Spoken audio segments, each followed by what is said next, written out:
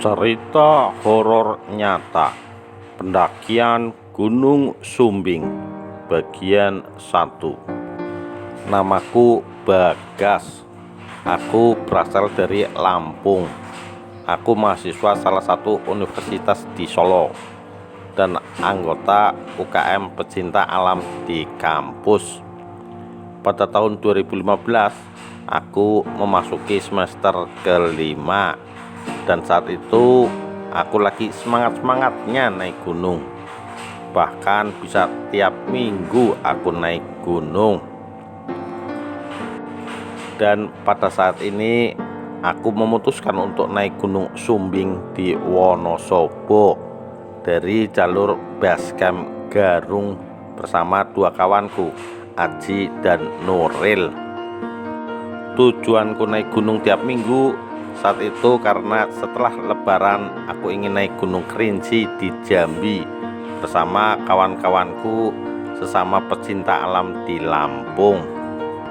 Jadi semacam latihan sebelum aku mendaki Kerinci. Rencananya kami naik Gunung Sumbing pada rencana kami naik Gunung Sumbing di 5 hari sebelum puasa Ramadan tahun 2015. Perjalanan kami mulai dari rumah Aji di Banyumas, lewat Banjarnegara, dan sampai di Basecamp Sumbing via Garung pada jam 10 malam. Pada saat itu belum ada satupun dari kami bertiga yang pernah naik Gunung Sumbing. Jadi ini adalah kali pertama kami mendaki Gunung Sumbing. Dan bodohnya, karena ngejar waktu dari hari Sabtu jam 10 malam, kami nekat memulai perjalanan. Perjalanan dari base camp ke pos 1 kami tempuh dengan ojek. Kemudian kami lanjutkan dengan jalan kaki bermodalkan peta di base camp yang kami foto. Singkat cerita, pos 3 sudah kami lewati, tapi pos 4 belum tahu di mana, dan saat itu kami sudah sangat lelah. Sekitar jam 2 pagi setelah kami menemukan tempat yang cukup landai, kami memutuskan untuk membangun tenda. Karena kami sudah sangat lelah dan pos 4 belum juga terlihat, tempat kami camp bernama Pasar Watu.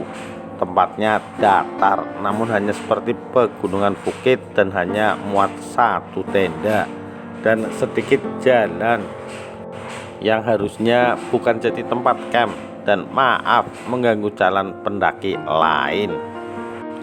Temanku Aji dan Nuril adalah orang yang taat agama. Bahkan saat mendaki mereka juga selalu sempatkan untuk sholat.